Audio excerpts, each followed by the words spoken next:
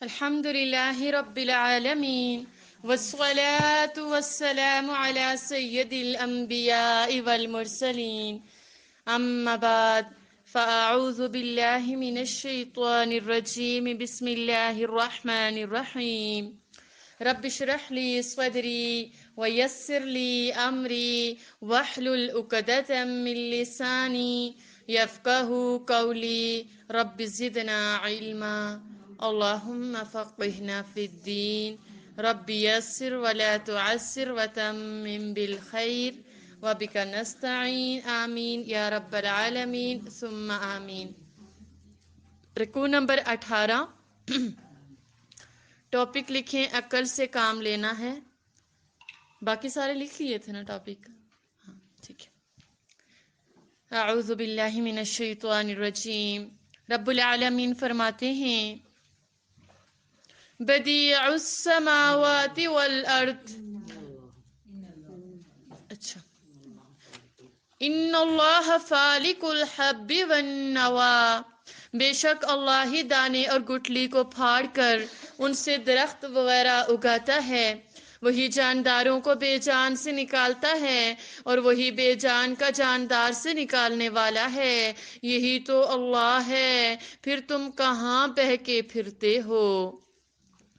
وہی رات کے اندھیرے سے صبح کی روشنی پھاڑ نکالتا ہے اور اسی نے رات کو موجب آرام ٹھہرایا، یعنی آرام کرنے کے لیے بنایا، اور سورج اور چاند کو ذرائع شمار بنایا ہے، یعنی حساب کے لیے ان کو مقرر کیا ہے۔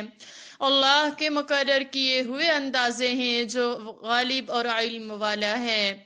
ان آیات میں رب العالمین ہمیں غور و فکر کرنے کی دعوت دے رہے ہیں کہ ذرا یہ جو پھیلی ہوئی کائنات ہے اس پر غور تو کر کے دیکھو، میں نے تمہارے لیے کس کس طرح سے کیا کیا چیزیں پیدا فرمائی۔ فرمایا میں نے دانے کو پھاڑا۔ جب آپ بیج کو زمین میں اگاتے ہیں آپ کا کیا کام ہوتا ہے؟ صرف کیا کرنا ہے؟ پھینک کے آ جانا ہے نا۔ اس کے بعد کیا ہوتا ہے مجھے اور آپ کو نہیں پتا، ہمیں تبھی نظر آتا ہے جب ایک پودا اللہ فرماتا ہے میں پہلے دانے کو پھاڑتا ہوں، اس میں سے میں اگاتا ہوں، سبحان اللہ، اور پھر ایک دانے سے کس قدر پھیل، سبحان اللہ، اور پھر گٹھلی، اور اللہ تعالیٰ فرما رہے وہی جانداروں کو بے جان سے نکالتا ہے اور بے جان کو جانداروں سے نکالتا ہے۔ یہ کون سی جاندار چیز ہے جس میں سے بے جان نکلتا ہے؟ جی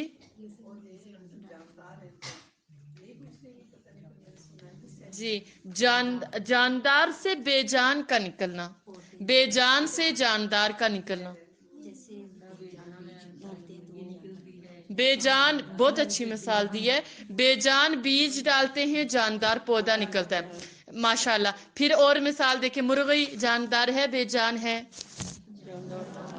اور انڈا بے جان ہے اور جو انڈے سے چوزا نکلتا ہے، یہ رب العالمین فرما رہے، سبحان اللہ۔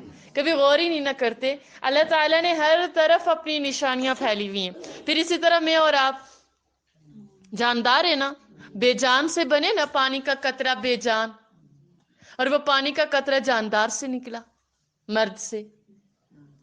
یہ قدرت کے نشان، اللہ تعالیٰ فرماتے ہیں میں کرتا ہوں یہ سب۔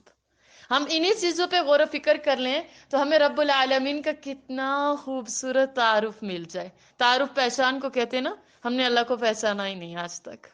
غور و فکر کیا کریں، ہم ہر سیکنڈ میں رب العالمین کی کوئی نہ کوئی نعمت کو استعمال کر رہے ہیں۔ ابھی میں بول رہی ہوں تو میں زبان کو استعمال کر رہی ہوں، ابھی میں ہاتھ ہلاؤں گی تو ہاتھ بھی اللہ کی نعمت ہے، میرے سامنے جو قرآن ہے یہ بھی رب العالمین کی اتنی بڑی نعمت ہے، آپ سن رہے ہیں تو کان اللہ کی نعمت ہے، آپ دیکھ رہے ہیں تو آنکھیں اللہ کی نعمت ہیں، اور اگر آنکھیں نہ ہوں تو انسان کتنا ترستا ہے کہ کاش میں بھی دیکھ سکتا۔ پھر اسی طرح رب العالمین نے فرمایا ذالکم اللہ، یہ تمہارا اللہ ہے جو کیا کچھ نہیں کر سکتا، فَأَنَّا تُؤْفَكُونَ، پھر تم کہاں بھٹکتے پھرتے ہو، پھر تم کہاں بہکے جاتے ہو مجھے چھوڑ کے، کن فانی چیزوں کے پیچھے لگے ہوئے ہو۔ اللہ تعالیٰ نے فرمایا فالق الاصباح، رات کے اندھیرے سے صبح کی روشنی پھاڑ نکالتا ہے۔ رات پہلے آتی ہے دن پہلے آتا ہے؟ دن پہلے آتا ہے۔ رات پہلے آتی ہے، ٹھیک ہے، رات پہلے آتی ہے، دن بعد میں آتا ہے. سبحان اللہ. فرمایا رات کے اندھیرے سے صبح کی روشنی پھاڑ نکالتا ہے. کبھی کبھی آپ غور کیجئے گا کس طرح اللہ تعالیٰ رات کے اندھیرے سے، جب وہ صبح ہوتی ہے نا، کتنا خوبصورت وہ منظر ہوتا ہے. کبھی غور کر کے دیکھیے گا. آج کل ویسے بھی رمضان ہے، آپ جلدی اٹھ جاتے ہیں، تو کبھی باہر بیٹھ کے 10-15 منٹ غور بھی کر کے دیکھیے گا. پھر اسی طرح فرمایا رات کو موجب آرام ٹھہرایا. تمہارے لیے رات کو میں نے رات کو آرام کے لیے بنایا. رات آرام کے لیے ہے ویسے، کیا لگتا ہے؟ اور نوجوان رات آرام کے لیے، دن آرام کے لیے؟ رات کو ورزش کریں تو پھر تو چلیں اچھی بات ہے، اپنی صحت کا خیال رکھیں. جو آج کل رات کو ورزش ہوتی ہے، اللہ ہی معاف کرے، لحافوں میں گھس کے پب جی. غلط تو نہیں نا کہہ رہی؟ آپ نہیں کھیلتے، لیکن بہرکیف بہت سارے کھیلتے بھی ہیں.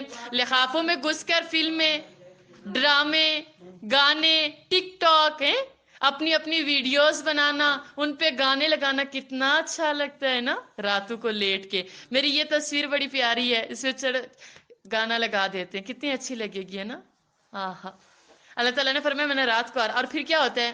صبح جب اللہ تعالیٰ فرشتوں کے ہاتھ رزق بھیجتے ہیں، جب رحمت کی بات آتی ہے تو پھر کیا کرتے ہیں؟ سو جاتے ہیں. موبائل بند ہو جاتے ہیں، بیٹری لو، چارجنگ پہ لگایا، آرام سے سو گئے. ہماری ایک ٹیچر ہوتی تھی، انہوں نے بڑی پیاری مثال دی تھی. انہوں نے ایک واقعہ ہمیں سنایا تھا. آپ نے دیکھا ہوگا کہ جو بھیڑ بکریاں ہیں، ٹھیک ہے، وہ تعداد میں زیادہ ہیں کم ہیں؟ زیادہ ہیں. حالانکہ ان کی قربانی بھی کی جاتی ہے، ان کو ذبح بھی کیا جاتا ہے، ان کا گوشت بھی کھایا جاتا ہے، ان کو زیادہ استعمال کیا جاتا ہے. اس کے برعکس اگر ہم کتوں کو دیکھیں، ان کی تعداد کم ہے نا، لیکن ان کو کسی استعمال میں لایا جاتا ہے؟ نہیں نہ لایا جاتا. انہوں نے بڑی پیاری بات بولی تھی.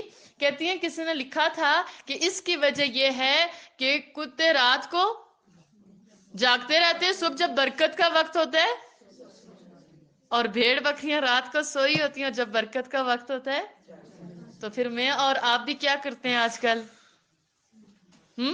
کیا کرتے ہیں؟ رات کو جاگنا اور صبح کو اللہ معاف کرے.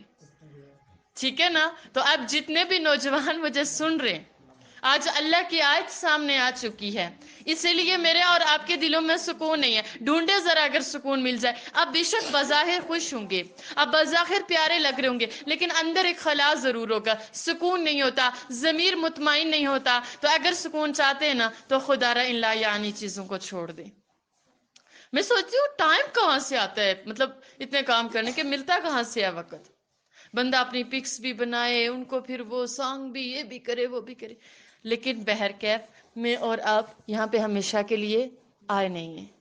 ہم نے جانا ہے، ہم نے جواب دینا ہے اپنے ایک ایک عمل کا. اور آپ ذرا سوچیں کہ اگر فرض کیا، کیونکہ انسان مرتا بھی اسی حال میں ہے جس حال میں اسے زندگی گزاری ہوتی ہے. اللہ کرے میں اور آپ قرآن کے سامنے بیٹھے ہی اللہ کے آگے جان دے دیں. لیکن بہرکیف آپ سوچیں کہ اگر آپ راتوں کو امی ابو کو نہیں پتا، گھر میں سے کسی کو نہیں پتا، آپ نے لحاف اوڑھا ہوا ہے، آپ نے ہینڈ فری اپنے کانوں میں اڑیسی ہوئی ہیں، آپ موبائل پہ فلم دیکھ رہے ہو، دیکھتے دیکھتے سامنے اسرائیل آ جائے تو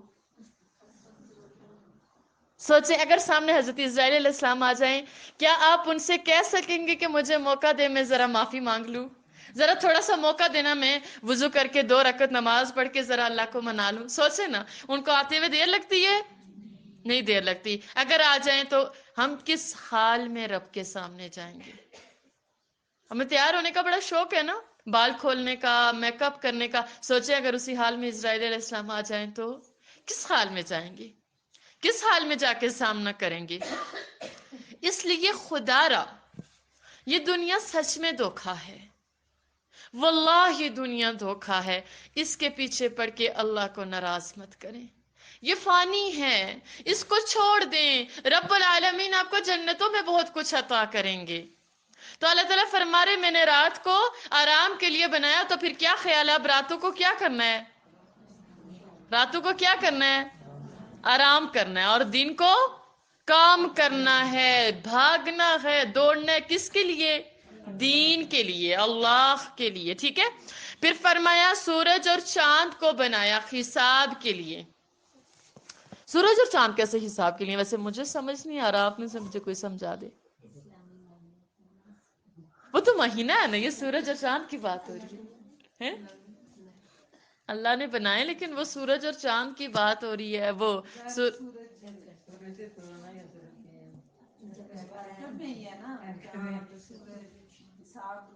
جی حساب کے لیے، یہ جو ہمارا جی ہمارے یہ جو جنوری فروری ہے، یہ کس کے مطابق ہیں؟ انگریز کس کے مطابق ہے؟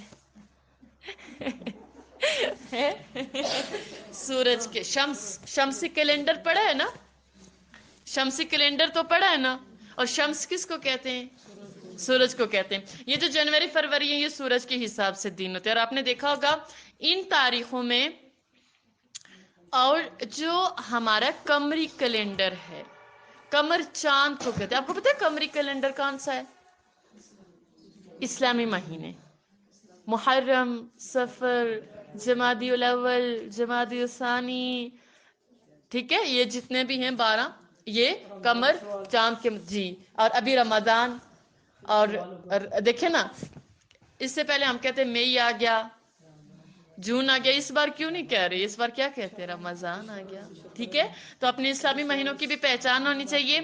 تو یہ قمر کے مطابق ہے، ٹھیک ہے، چاند کے مطابق ہے، اور ان میں اسی وجہ سے تاریخوں میں تھوڑا فرق ہوتا ہے۔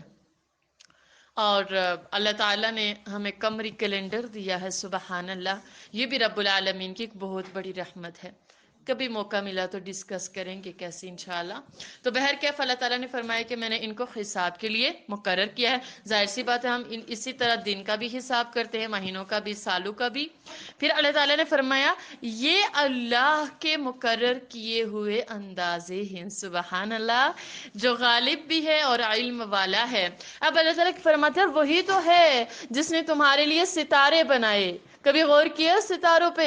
غور کیا کریں۔ اللہ نے فرمایا ستارے بنائے تاکہ جنگلوں اور دریاؤں کے اندھیروں میں ان سے راستے معلوم کرو۔ پہلے زمانے میں گھڑیاں ہوتی تھی نہیں نا؟ ہوتی تھی، کیسے پتہ چلتا تھا ٹائم کا؟ ستارے کو دیکھتے تھے، راستے بھی معلوم ہوتے تھے۔ رب العالمین نے کیا کچھ نہیں بنایا، سبحان اللہ۔ معلوم کرو عقل والوں کے لیے ہم نے اپنی آیتیں کھول کھول کر بیان کر دی ہیں، اور وہی تو ہے کون؟ اللہ۔ مزید اپنا تعارف فرما رہے، فرمایا جس نے تم کو ایک شخص سے پیدا کیا۔ ایک شخص کون سے؟ حضرت آدم علیہ السلام، ان سے پیدا کیا۔ پھر تمہارے لیے ایک ٹھہرنے کی جگہ ہے، اور وہ کون سی ہے؟ دنیا۔ فرمایا تمہارے لیے ٹھہرنے کی جگہ ہے، اور ایک سپرد ہونے کی۔ سپرد کہاں کیا جاتا ہے؟ قبر میں۔ حشر کی بات نہیں کی، قبر میں۔ ایک ٹھہرنے کی جگہ دنیا، ایک سپرد ہونے کی جگہ۔ جب دنیا والے برداشت نہیں کرتے، اس کے بعد سپرد کر دیتے ہیں قبر کے۔ میں مر جاؤں اور میں کہوں آپ سارے مجھ سے بڑی محبت کرتے ہیں، آپ مجھے 1 مہینہ نہ دفن کرنا، کتنے لوگ مجھے اپنے گھر رکھ لیں گے؟ کوئی ہے؟ کوئی رکھ لے گا 1 مہینے تک؟ ہے کہتے ہیں نا بڑی محبت ہے، رکھتا ہے کوئی؟ وہی تو قبر ہی ہے نا جو سنبھالتی ہے۔ اپنے پیاروں کو رکھ کے دیکھیں نا، رکھ سکتا ہے کوئی؟ کوئی نہیں رکھ سکتا۔ یہ تو تب تک ہی ہے جب تک روح ہے، جب تک روح اور جسم کا تعلق ہے۔ جب یہ ڈور ٹوٹ جاتی ہے تو پھر کچھ نہیں رہتا۔ اللہ اکبر۔ اللہ فرما رہے ایک ٹھہرنے کی جگہ ہے، ایک سپرد کرنے کی جگہ ہے۔ سمجھنے والوں کے لیے ہم نے اپنی آیتیں کھول کھول کر بیان کر دی ہیں۔ پھر فرمایا اور وہی تو ہے، پھر اللہ تعالیٰ کا مزید تعارف ہے، فرمایا اور وہی تو ہے جو آسمان سے بارش برساتا ہے، سبحان اللہ۔ پھر ہم ہی اس سے ہر طرح کی رویدگی اگاتے ہیں، پھر اس میں سے سرسبز کونپلے نکالتے ہیں اور ان کونپلوں میں سے ایک دوسرے کے ساتھ جڑے ہوئے دانے نکالتے ہیں، سبحان اللہ، اور کھجور کے گھابے میں سے لٹکتے ہوئے گچھے اور انگوروں کے باغ اور زیتون اور انار جو کہ ایک دوسرے سے ملتے جلتے بھی ہیں یعنی شکل میں اور ملتے بھی نہیں یعنی ذائقے میں، یہ چیزیں جب پھلتی ہیں تو ان کے پھلوں پر نظر کرو۔ کبھی کیے نظر؟ کھاتے تو ہیں، سوچا نہیں ہے بنانے والے نے کیا کیا بنا کے مجھے اور آپ کو پیش کر دیا۔ کہ اللہ تعالیٰ فرماتے ہیں جب ان پہ پھل لگتے ہیں تو ذرا نظر کیا کرو، میں نے کیا کچھ نہیں پیدا کر دیا زمین سے، اور جب پکیں تو ان کے پکنے پر نظر کرو، چھوٹا سا دانہ اس سے وہ کتنا بڑا پھل اور پکے ہمارے سامنے، سبحان اللہ، اس کے پکنے پہ نظر کرو۔ ان میں ان لوگوں کے لیے جو ایمان لاتے ہیں اللہ کی قدرت کی بہت سی نشانیاں ہیں۔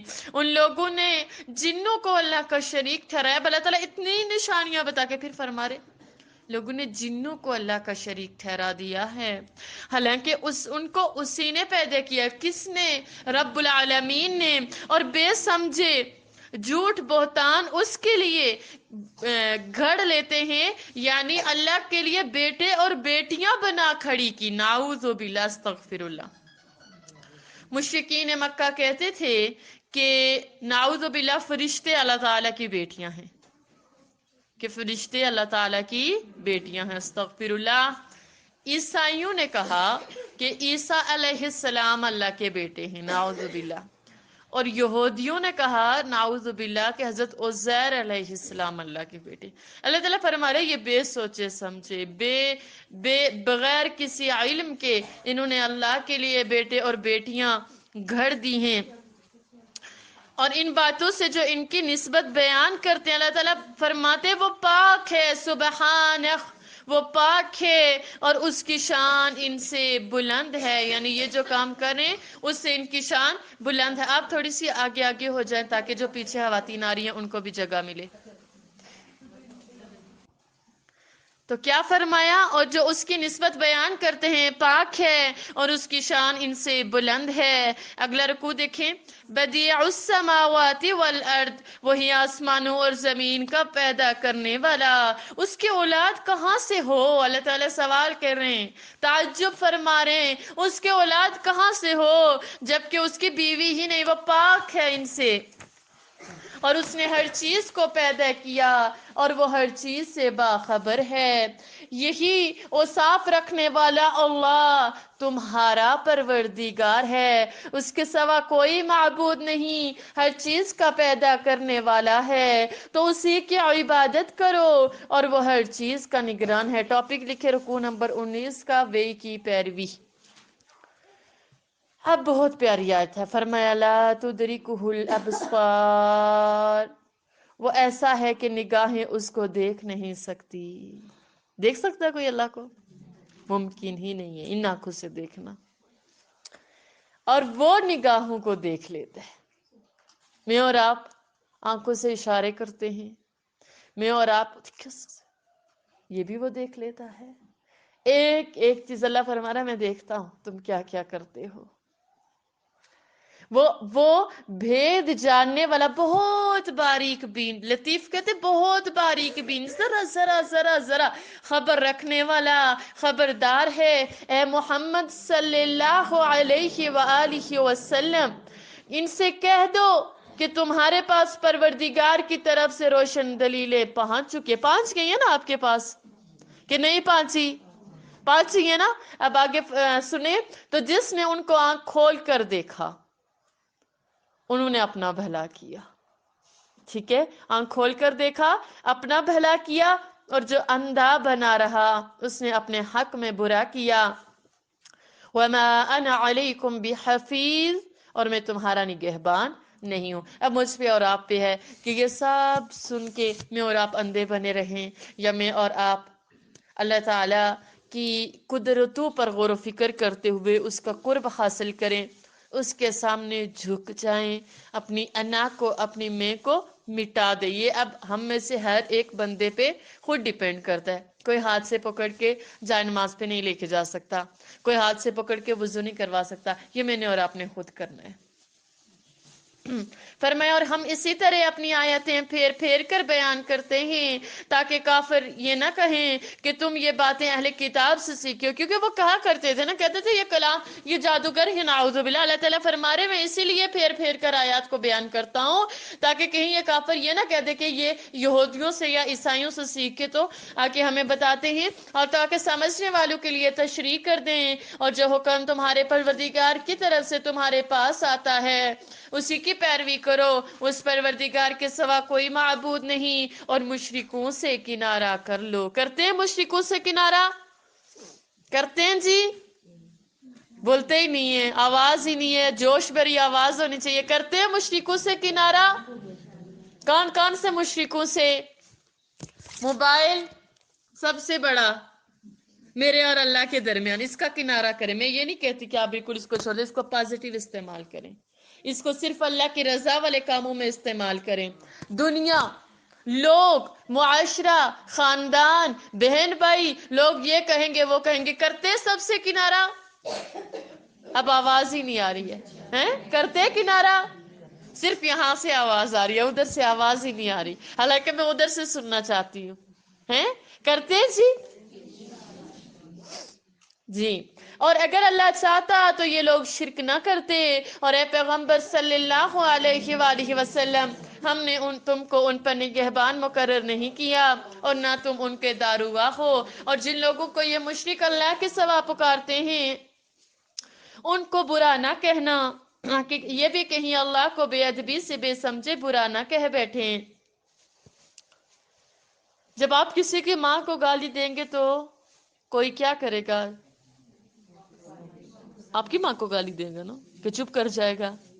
پھر اس کی ماں کو تو گالی دینے کا دکھ نہیں ہوگا, اور جب پھر اپنی کو ملے گی تو پھر آگ بگولا تو ہو جائیں گے نا.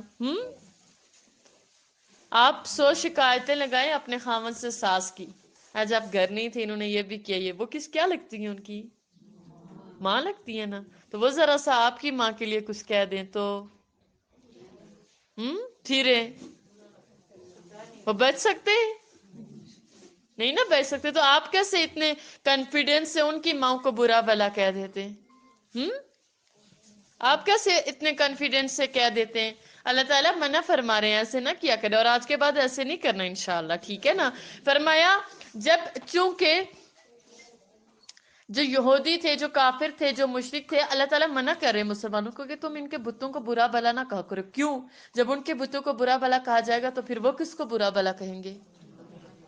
اللہ کو کہیں گے. اللہ نے فرمایا ایسا نہ ہو کہ یہ بے ادبی سے بغیر سوچے سمجھے کچھ کہہ دیں. یہاں پہ بھی اللہ تعالیٰ کے پیار کی ایک جھلک نظر آ رہی ہے. اللہ تعالیٰ فرما رہے کہیں وہ اور ہی زیادہ پرے نہ چلے جائیں. سبحان اللہ. ٹھیک ہے, تو ہم نے بھی اس سے اصول کیا سیکھنا ہے؟ ہم نے برا بھلا کسی کو آگے سنیں. اس طرح ہم نے ہر ایک فرقے کے اعمال ان کی نظروں میں اچھے کر دکھائے ہیں. ٹھیک ہے, کیسے؟ ہر فرقہ سن رہے نا. کوئی کہتا ہے کہ میں غلط ہو سکتا ہوں؟ ہمیشہ کون غلط ہوتا ہے؟ دوسرا. انگلی اپنی طرف کبھی اٹھائی ہے دوسرے کی طرف؟ اللہ نے فرمایا میں نے ہر فرقے کو ان کے اعمال خوبصورت کر کے دکھا دیے ہیں, اچھے کر کے دکھا دیے ہیں. پھر ان کو اپنے پروردگار کی طرف لوٹ کر جانا ہے, تب وہ ان کو بتائے گا کہ کیا کیا کیا کرتے تھے. آج بڑی آسانی سے 2-3 گھنٹے آرام سے بیٹھ کر ہم بحث کر لیتے ہیں. وہ مولوی اچھا ہے, وہ نہیں اچھا, اس نے ایسا کہہ دیا. مجھے بتائیں اس کا فائدہ کیا ہوتا ہے؟ کوئی نتیجہ نکلتا ہے؟ کوئی نتیجہ نہیں نکلتا. کیا فائدہ؟ اللہ تعالیٰ فرما رہے ان کو کرنے دیں. یہ لوٹ کر میرے پاس آئیں گے نا تو میں ان سے خود پوچھ لوں گا کہ تم کیا کیا کرتے تھے. لہٰذا فرقہ بن کے نہ پھریں. کیا بننا ہے؟ ہم نے ایک امت بننا ہے, ہم نے ایک جماعت بننا ہے, ہم نے مسلمان بننا ہے انشاءاللہ. اور مسلمان کس کو کہتے ہیں؟ فرما بردار کو. ٹھیک ہے, اور یہ لوگ اللہ کی سخت سخت قسمیں کھاتے ہیں، اگر ان کے پاس کوئی نشانی آئے تو وہ اس پر ضرور ایمان لے آئیں۔ کہہ دو کہ نشانیاں تو سب اللہ ہی کے پاس ہیں، اور مومنوں تمہیں کیا معلوم ہے یہ ایسے بدبخت ہیں کہ ان کے پاس نشانیاں آ بھی جائیں تب بھی ایمان نہ لائیں۔ کہتے رہتے ہیں کل سے نماز شروع کروں گی، پرسوں سے شروع کروں گی، کل سے چھوڑ دوں گی، بس نا یہ معذرت کے ساتھ، لیکن یہ ڈرامہ ختم ہو جائے تو پھر اس کے بعد میں نہیں دیکھوں گی۔ ہوتا ہے ایسے؟ نہیں ہوتا۔ فرما رہے ان کے پاس نشانیاں آ رہے ہیں، ان کے پاس موتیں آ رہی ہیں، ان کے سامنے سے لوگ دفنائے جا رہے ہیں، کیا اپنی موت بھول جاتی ہے؟ اور خاص کر کے نوجوان نسل اتنی موت سے غافل ہے، جو بڑے لوگ ہیں ان کو موت یاد آتی ہے، نوجوانوں کو نہیں یاد آتی۔ اور ہم ہی لوگ جنازوں پہ ہنستے رہتے ہیں، باتیں کرتے رہتے ہیں۔ ٹھیک ہے، کوئی اچھی بات ہے، وہ ایک الگ بات ہے، لیکن ہنسنا، اونچے اونچے کہہ کے لگانا، یہ ہمارا ہی شیوا ہے، اور کتنی بار بتانے کے باوجود بھی کوئی اثر نہیں ہوتا۔ اور اللہ تعالیٰ یہ فرماتا ان کے پاس نشانیاں آ بھی جائیں تب بھی انہوں نے ایمان نہیں لانا۔ ہمارے سامنے اتنی نشانیاں، زلزلے، سیلاب، طوفان، ایکسیڈنٹس، اپنا آپ ہی نہیں یاد آ رہا کہ میں بھی اس کی جگہ پہ ہو سکتی ہوں یا ہو سکتا ہوں، تب بھی ایمان نہ لائے، اور ہم ان کے دلوں اور آنکھوں کو الٹ دیں گے۔ استغفر اللہ ربی من کل ذنب واتوب الیہ۔ تو جیسے یہ اس قرآن پر پہلی دفعہ ایمان نہیں لائے، ویسے پھر نہ لائیں گے اور ان کو چھوڑ دیں گے کہ اپنی سرکشی میں بہکتے رہیں۔ آپ بڑے خوش ہو رہے ہیں، میں نمازیں بھی نہیں پڑھ رہی ہوں، میں قرآن بھی نہیں پڑھ رہی ہوں، میں کوئی نیکی کا کام بھی نہیں کر رہی ہوں، اس کے باوجود مجھے یہ بھی مل رہا ہے، میرے پاس اچھا گھر بھی ہے، میرے پاس اچھا مال پیسہ، یعنی ہر چیز ہے، تو اس کا مطلب اللہ مجھے دے رہا۔ اللہ تعالیٰ فرما رہے ہیں اس کا مطلب کہ میں تمہیں کھلی ڈیل دے دیا، جاؤ گناہوں میں جتنا جا سکتے ہو، میں اچانک تمہاری رسی کھینچوں گا، اور جب رسی کھینچی جائے گی تب مہلت نہیں ملے گی۔ لہٰذا نعمتوں کے ملنے پہ خوش نہ ہوا کریں، کیونکہ نعمت کا حساب دینا ہوگا۔ اور صحابہ کرام ایک دفعہ رسول اللہ صلی اللہ علیہ وسلم نے فرمایا، صحابہ تمہیں نعمتوں کے بارے میں حساب دینا ہوگا۔ صحابہ نے عرض کی، اللہ کے رسول اس پانی کے گھونٹ کا بھی؟ فرمایا یہ ایک پانی کا گھونٹ جو تم اپنے خلق سے اتارتے تمہیں اس کا بھی حساب دینا پڑے گا۔ سوچیں پھر میرے اور آپ کا، اللہ اکبر، ہمارے پاس کتنی نعمتیں، ہمارے پاس کپڑے ہی نہیں گنے جا رہے، کتنے سوٹ پڑے ہوئے، جوتیاں نہیں گنی جا رہی، اس کے علاوہ باقی ایکسٹرا چیزیں گنی ہی نہیں جا رہی۔ سوچے پھر میں نے تو، آپ نے بھی تو حساب دینا ہی دینا ہے، ایسا تو نہیں ہوگا کہ حساب نہیں دے۔ دعا کریں اللہم حاسبنا حسابا یسیرا۔ اس لیے اپنی ضروریات کو کم سے کم کیا کریں۔ میں سچی بات بتاتی ہوں، اگلا معاملہ بڑا سخت ہے۔ اپنی ضروریات کو کم سے کم کر کے اپنا سب کچھ اللہ کے راستے میں دے دیا کریں، ٹھیک ہے؟ اور ایک دفعہ ایک سوالی آئے تھے نبی صلی اللہ علیہ وآلہ وسلم کے پاس، تو آپ علیہ السلام کے پاس کچھ دینے کو تھا نہیں، تو آپ علیہ السلام نے ان سوالی کو بھیجا کہ آپ حضرت عثمان غنی رضی اللہ کے پاس سے لے جائیں، وہ آپ کو کچھ دے دیں گے۔ تو جب وہ سوالی گیا اور انہوں نے دروازے پہ دستک دینے کا ارادہ کیا، تو انہیں اندر سے حضرت عثمان غنی رضی اللہ کی آوازیں آنے لگی، اور اپنی بیوی کو ڈانٹ رہے تھے۔ کیوں ڈانٹ رہے تھے؟ اس لیے ڈانٹ رہے تھے، کہہ رہے تھے کہ جب ایک چراغ سے کام چل سکتا ہے تو تم نے 2 چراغ کیوں جلائے ہوئے؟ ایک چراغ سے کام چل سکتا ہے، 2 کیوں جلائے ہوئے؟ تو وہ سوالی سوچنے لگا کہ مجھے کس کے دروازے پر بھیج دی ہے، جو اپنی بیوی کو 2 چراغ جلنے پہ ڈانٹ رہا ہے، وہ مجھے کیا دے گا؟ اس نے کہا میں نہیں مانگتا نا، اس نے واپسی کی راہ لی، لیکن اسے خیال آیا کہ رسول اللہ صلی اللہ علیہ وآلہ وسلم نے بھیجا ہے تو وجہ تو کوئی ہوگی۔ اس نے پھر جب دروازے پہ دستک دی تو حضرت عثمان رضی اللہ نے دروازہ کھولا، اس نے کہا اللہ کے نام پہ کچھ دے دے۔ حضرت عثمان غنی رضی اللہ نے اس کو ڈھیروں مال دیا، بہت سارا مال دیا، وہ بڑا حیران ہوا۔ اس نے کہا اگر آپ مائنڈ نہ کریں تو میں ایک بات پوچھوں؟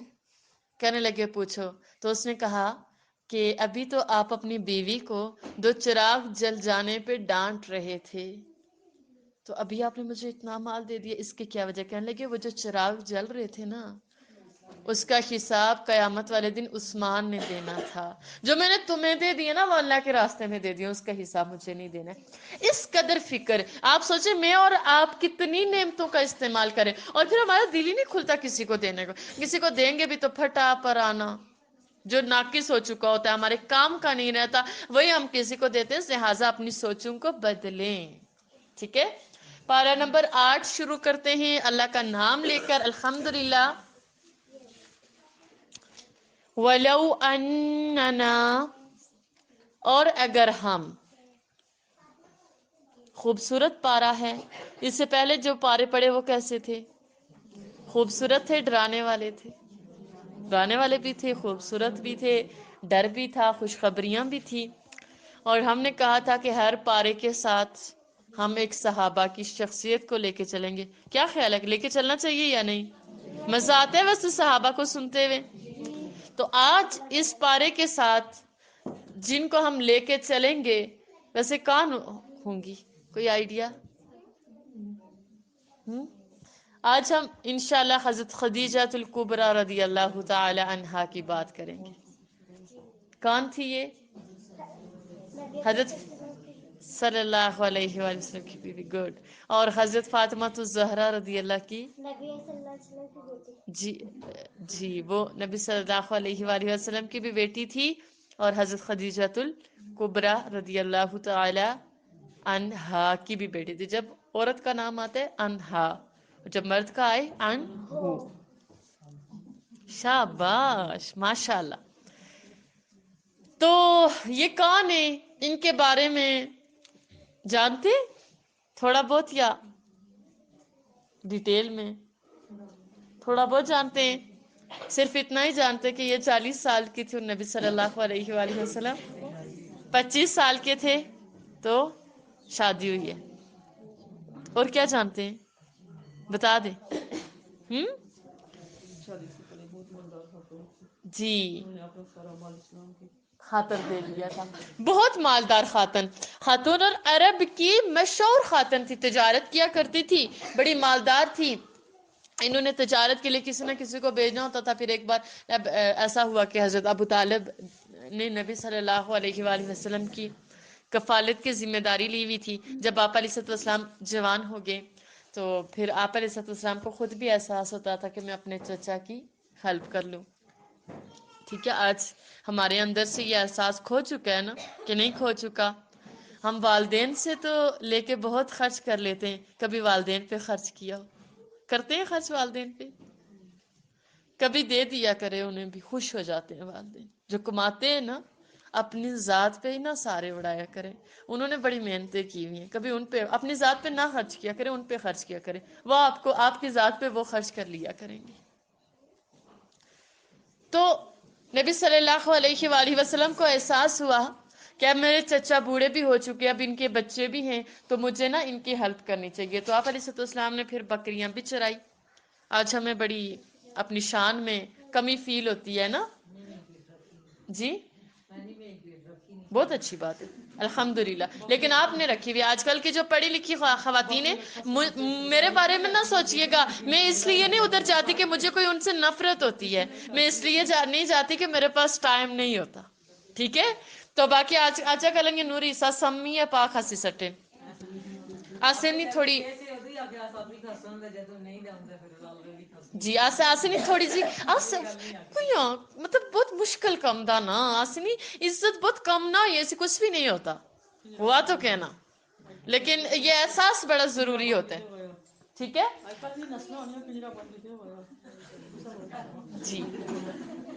اب آپ سب کا دھیان جائے گا کہ یہ خود نہیں کرتی ہے تو ہم پہ بات ہے. میں اس لیے نہیں کرتی، مجھے ٹائم ہی نہیں ملتا. لیکن اگر مجھے ٹائم ملے تو میں اس میں کوئی آر نہیں محسوس کرتی. واللہ میرے سامنے قرآن کھلا ہے، میں کوئی اس میں شرمندگی یا میں کوئی اس میں آر نہیں محسوس کرتی. وہ ایک الگ بات ہے، مجھے ٹائم نہیں ملتا تو میں اس طرف جاتی نہیں ہوں، ورنہ اس میں کوئی آر والی بات نہیں ہے. بہرکیف حضرت محمد مصطفیٰ صلی اللہ علیہ وسلم نے تھوڑی تھوڑی ہیلپ کرنا شروع کی. پھر ایک بار حضرت ابو طالب نے کہا آپ علیہ السلام سے کہ آپ اس طرح کریں کہ کچھ مکہ کی ایک مالدار خاتون ہے خدیجہ، تو وہ اپنا مال اکثر بیچتی رہتی ہیں تجارت کے لیے، تو قافلہ جا رہا ہے، تو اگر آپ ان سے بات کر لیں تو آپ ان کا مال بھی لے کے جائیں. تو آپ علیہ السلام نے حامی بن، اب تھا کہ وہ بھی پیغام بھیج دیں یا کچھ اس طرح کا. تو خیر کرتے کرتے بات ان تک بھی پہنچ گئی کہ وہ بڑے امانت دار ہیں، دیانت دار ہیں. پھر خیر انہوں نے آپ علیہ السلام کو بھیجا اپنا مال دے کر، اور ایک ان کا غلام تھا، کوئی نام بھی لے رہا تھا. اچھا جی، جو بھی تھا ان کے ساتھ بیچا، مال میں بڑا فائدہ ہوا، واپس آئے. وہ بڑی اس دوران نا ان کو بڑا فائدہ ہوا، تو وہ سمجھ گئے کہ یہ کوئی معمولی شخصیت نہیں ہے۔ بہرکیف وہ بڑی امپریس ہوئی۔ اس سے پہلے وہ 2 بار بیوہ ہو چکی تھی، اولاد بھی تھی۔ آج رشتے ڈھونڈنے ہوں، ہم کیا کہتے ہیں؟ کماری ہو، جنگتے کو لب بڑی بھی نہ وے، پڑھی لکھی بھی وے، سنی بھی وے، قد کاٹ بھی ٹھیک ہو اسے نہ تسنا جنگ ہوتا ہے او نہیں نہ پھر نہیں پڑھے انڈر میٹرک کہتا تھا، لیکن کڑی پڑھی لکھی ہونی چاہیے، ایم ایس سی ہونی چاہیے۔ یہ ہمارا معیار بن چکا ہے۔ خدا را ظلم نہ کریں اپنے ساتھ بھی اور ان کے ساتھ بھی ظلم نہ کریں، یہ ہمارا معیار بن چکا ہے۔ کڑی سنی، کڑی لمبی، کڑی خوبصورت اور ہر طرح نہیں، لیکن جنگتے اس خیر تھی جنگتے کو لکن پوچھنا، ٹھیک ہے؟ تو اس لیے یہ کام نہ کیا کریں۔ حضرت خدیجہ الکبریٰ رضی اللہ 2 بار بیوہ، اولاد بھی، اور عمر بھی 40 سال، آپ علیہ السلام کنوارے، 25 سال عمر، خوبصورتی اعلیٰ، وہ جوانی، وہ شخصیت اعلیٰ۔ حضرت خدیجہ الکبریٰ رضی اللہ نے پیغام بھیج دیا نکاح کا۔ آج میں کہوں آپ اپنے بیٹے کی 2 سال بڑی عورت سے شادی کر لے، کیا کہتے ہیں؟ سوال ہی نہیں پیدا ہوتے۔ خدا را سوچوں کو بدلیں، نیک عورت کو دیکھا کریں، ان سوچوں کو بدل دے، ٹھیک ہے؟ پھر کیا ہوا؟ پھر ایسا ہوا کہ اب شادی کا پیغام کس نے بھیجا؟ حضرت خدیجہ الکبریٰ رضی اللہ عنہا۔ اب جو میں بات کروں گی وہ شاید بچیوں کے لیے تو بہت اچھی ہو، تو ماؤں کے لیے نا۔ آج کی بیٹی کہہ دے کہ اماں میں نے وہ فلاں جگہ پہ شادی کرنی ہے، تو اما ابا سوچو بھی نا، تھوڑی ہمت کوئی ہوئی تو اسلام نے حق دیا۔ اگر آپ کی بیٹی، میں یہ نہیں کہتی کہ بیٹیاں یعنی چھپے دوست بنائیے اس طرح کا کچھ، لیکن اگر وہ کہیں کہتی ہیں کہ ہم یہاں پہ کرنا چاہتی ہیں، یا اگر ان کا کوئی رشتہ آتا ہے اور وہ منع کرتی ہیں کہ میں نہیں کرنا چاہتی، تو ان پہ زور زبردستی نہ کیا کریں، ٹھیک ہے؟ یہ جو ہم نے بہت زور نہیں، میں آہی چھوڑا تو اسی مڑا فلانا لگنا، مڑی فلانی ناراض ہوئی ایسی، یار زندگی آپ نے نہیں گزارنی، زندگی اس نے بھی گزارنی ہے، اس کے بھی کچھ حقوق ہے۔ ویسے ٹھیک کہہ رہی ہوں؟ ٹھیک ہے، ٹھیک کہہ رہی ہو؟ کافی ماشاءاللہ جوان لوگوں کے چہروں پہ مسکراہٹیں بکھر چکی ہیں۔ یہ اسلام نے حق دیا ہے اور اس کو ہر ایک کو اس کا حق دیں۔ بہرکیف حضرت خدیجہ الکبریٰ رضی اللہ نے نکاح کا پیغام بھیجا، آپ علیہ السلام نے خود بھی نہیں کر دیا، خود بھی ہاں نہیں کہہ دی، فرمانے لگے میں حضرت ابو طالب، اپنے چچا ابو طالب سے میں مشورہ کروں گا۔ یہ نہیں ہے کہ اپنی مرضی سے چلی جائیں، نہ نہ نہ نہ نہ، ولی کی اجازت ضروری ہے۔ یہ جو آج کل کورٹ میریج اور یہ کوئی نہیں ہوتا، ولی کے بغیر نکاح ہی نہیں جائز ہے۔ یہ بھی بات سن لیں، حدیث ہے بخاری کی کہ ولی کے بغیر نکاح ہی نہیں جائز ہے۔ یہ آج نوجوان یہ سن لیں، یہ جو ہم نے خود ساختہ دین بنایا ہے نا، اس کی حقیقت کوئی نہیں ہے۔ تو انہوں نے حضرت ابو طالب سے مشورہ کیا، تو انہوں نے کہا ٹھیک ہے، نکاح حضرت ابو طالب نے پڑھایا، شادی ہو گئی۔ اب اس ٹائم نبی صلی اللہ علیہ وآلہ وسلم کی عمر مبارک کتنی تھی؟ 25 سال۔ حضرت خدیجہ رضی اللہ کی 40 سال۔ آپ میں سے کتنی خواتین 40 سال کی ہیں؟ سارے نہیں ہیں، ہاتھ کھڑا کریں ہاں، کون کون 40 سال کا ہے؟ اوپر ہو کے نا جان لگتی ہے کچھ۔ میں کہوں آپ ذرا آئے ہاں وہ ایروٹے کے نکے پہ چلتے، کون کون چلے گا؟ نہیں نا چل سکتے۔ نبی صلی اللہ علیہ وآلہ وسلم بہت زیادہ تنہائی میں رہنے لگے، پوائنٹ سنیے گا، بہت زیادہ تنہائی میں رہنے لگے، تنہائی پسند ہو گئے، اور مہینہ مہینہ جا کے غار حرا میں بسر کرنے لگے۔ بڑا اونچا تھا غار، شاید جو لوگ دیکھ کے آئے ہوئے یہاں پہ کچھ ہوں ان کو پتا ہوگا۔ حضرت خدیجہ رضی اللہ کی اس وقت عمر 55 سال تھی، 55 سال۔ 55 سال کی خاتون گھر سے کھانا بناتی، وہ پیک کرتی اور اپنے خامد کے لیے لے کے اس پہاڑ پہ چلی جاتی۔ یہ وہ عورت تھی، ایسے ہی نہیں ان کو خدیجہ الصدیقۃ الکبریٰ کہا جاتا ہے۔ اس وجہ آج کی خواتین کو اگر ڈیمانڈ کرنے کہ ہم نے یہ نہیں کھانا وہ کھانا بنا دیں گی، تو کیا کہتی ہیں؟ پورا دن لے یہ نہیں انیس، ٹھیک ہے نا؟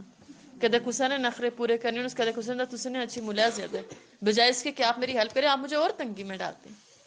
ایسے نہ کیا کریں۔ حضرت خدیجہ الکبریٰ رضی اللہ نے اپنی جانی مدد کی، اپنی مالی مدد کی، اپنا سارا مال اپنا سارا مال دین اسلام کے لیے لگا دیا. آج کی خواتین لگائے ہاں نہیں دل کھل رہے. انہوں نے اپنا سب کچھ لٹا دیا آپ علیہ الصلوۃ والسلام کے اوپر, اور انہی کے بطن سے آپ علیہ الصلوۃ والسلام کی اولاد بھی ہوئی.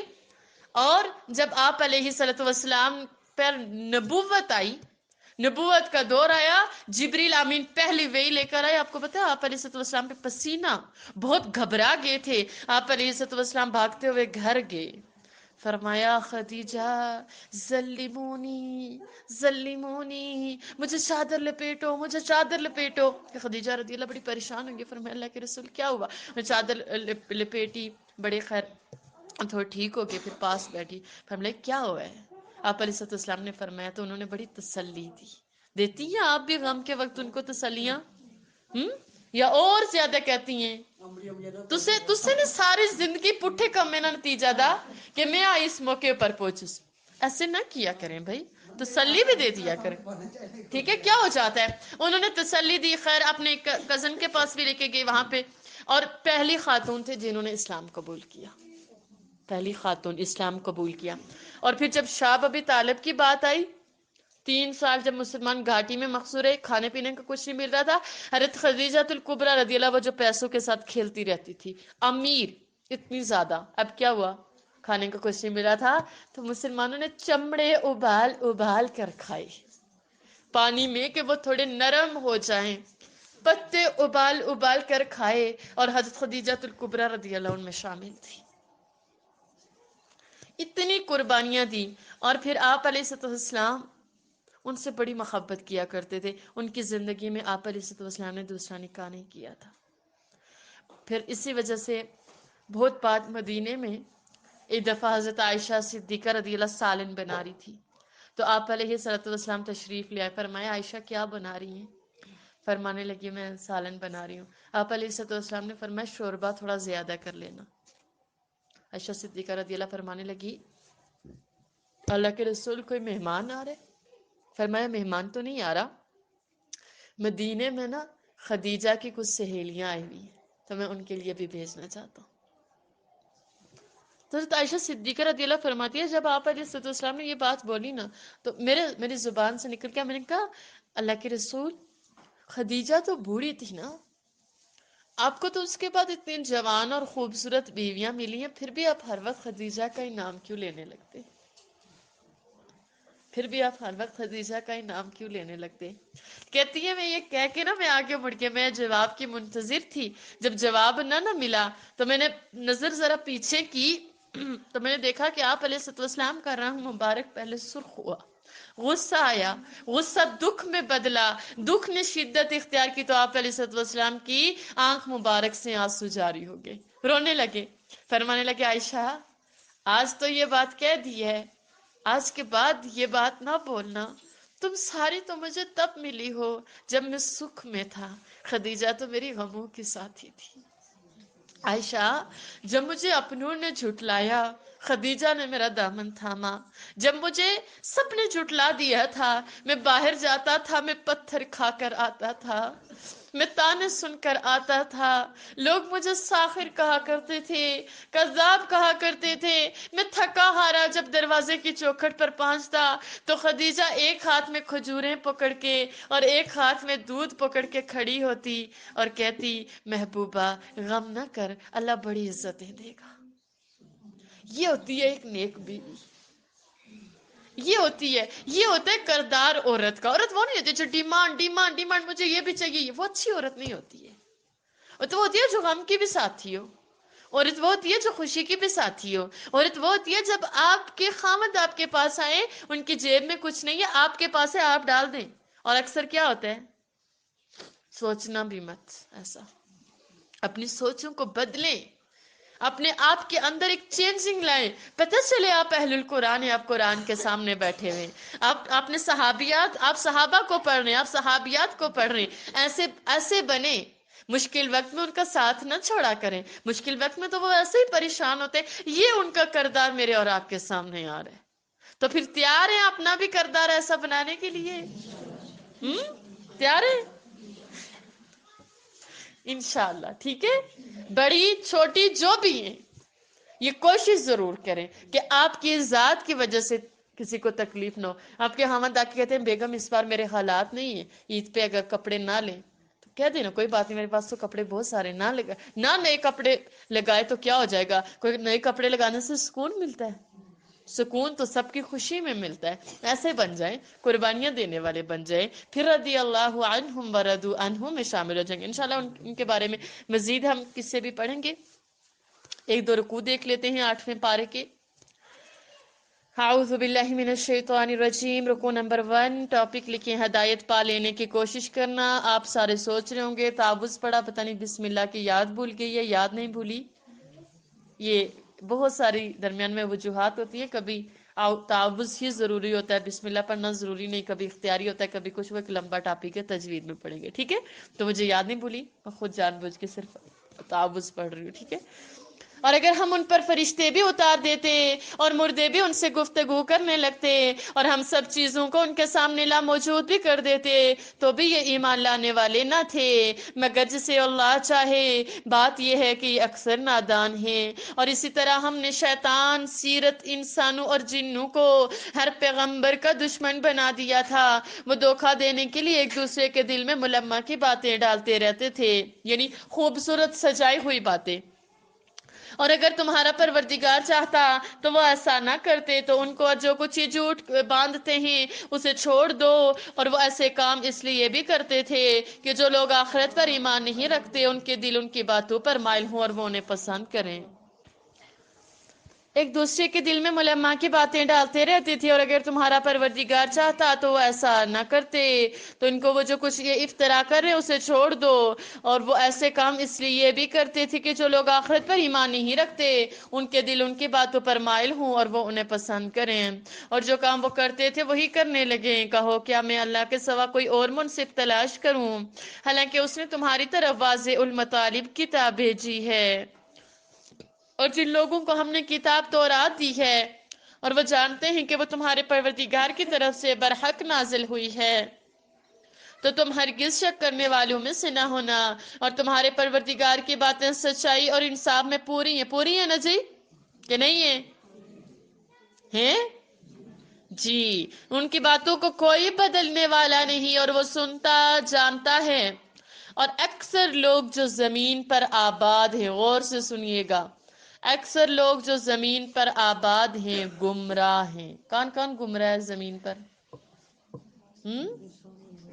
کون سے؟ مثلاً کوئی مثال دے دیں. آپ کے نزدیک کون گمراہ ہو سکتا ہے؟